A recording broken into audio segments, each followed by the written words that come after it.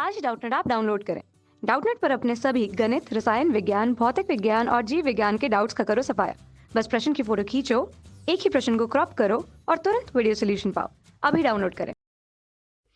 इस प्रश्न में हमसे कहा गया चुंबक के परमाणु मॉडल के आधार पर स्पष्ट कीजिए कि धारावाही परिनालिका की अक्ष पर उसके भीतर रखी हुई नर्म लोहे की छड़ चुंबक क्यों हो जाती है।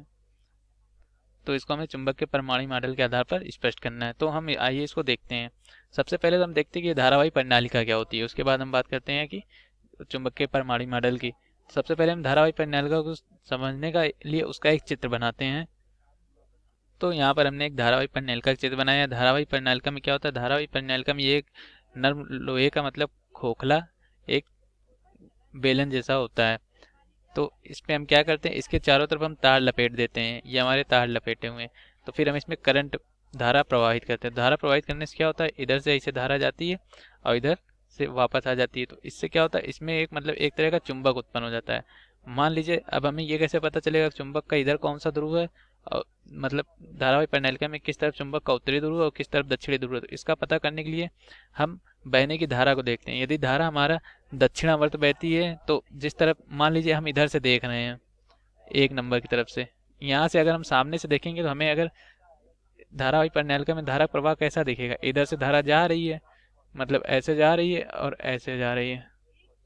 तो ये हमारा हो जाएगा दक्षिणी ध्रुव। और इधर से देखेंगे जब हम, तो हमारे इसमें धारा जो दिख रही है वो दक्षिणावर्त दिख रही है। धारा का प्रवाह कैसा है इसमें, इधर से देखने में जब हम एक नंबर की तरफ से देख रहे हैं, एक नंबर की तरफ से देखने पर हमारा धारा का प्रवाह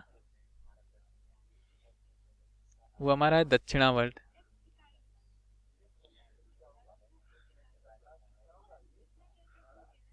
तो दक्षिणावर्त अगर धारा प्रवाह है तो इधर चुंबक का कौन सा ध्रुव होगा, तो यहाँ पर चुंबक का दक्षिणी ध्रुव होगा।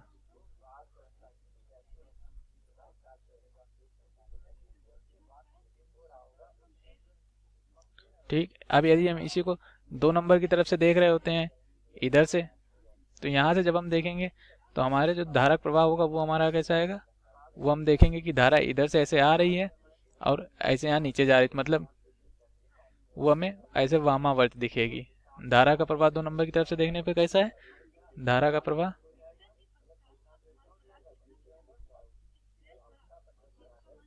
ये हमारा वामावर्त दिखेगा। तो वामावर्त दिख रहा है, तो इसमें तो धारा, तो ये हमारा चुंबक का कौन सा ध्रुव हो जाएगा, ये हमारा चुंबक का उत्तरी ध्रुव हो जाएगा। चुंबक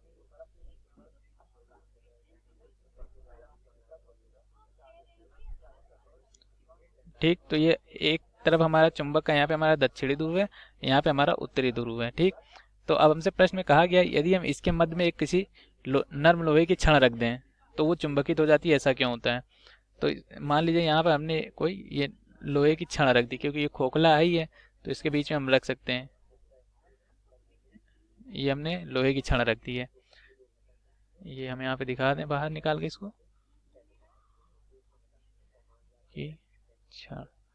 ठीक, तो अब हमने लोहे की छड़ रख दी तो ये चुंबकित हो जाती है, इसका हमें कारण बताना है। तो हम जानते हैं लोहे का जो प्रत्येक परमाणु होता है वो एक स्वयं में एक चुंबक होता है, लेकिन वो सारे परमाणु मिलकर जो चुंबक डोमेन बनाते हैं वो सभी सारे डोमेन एक दूसरे को अपने किसी भी व्यवस्था में मतलब अव्यवस्थित रहते हैं वो सारे डोमेन। इसको भी हम इस चित्र के माध्यम से समझ लेते हैं। तो यहाँ पर हम एक चित्र बनाते हैं उसी लोहे की छड़ का। वो लोहे की छड़ कुछ इस तरह से रही होगी।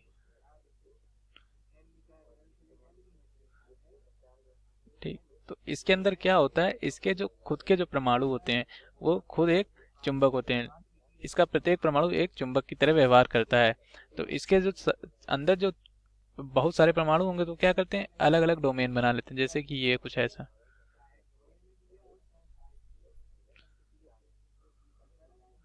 तो मान लीजिए कुछ परमाणु सब मिलकर एक इस दिशा में चुंबकीय क्षेत्र अपना उत्पन्न करते हैं, कुछ इस दिशा में चुंबकीय क्षेत्र उत्पन्न करते हैं, कुछ इस दिशा में उत्पन्न करते हैं, कुछ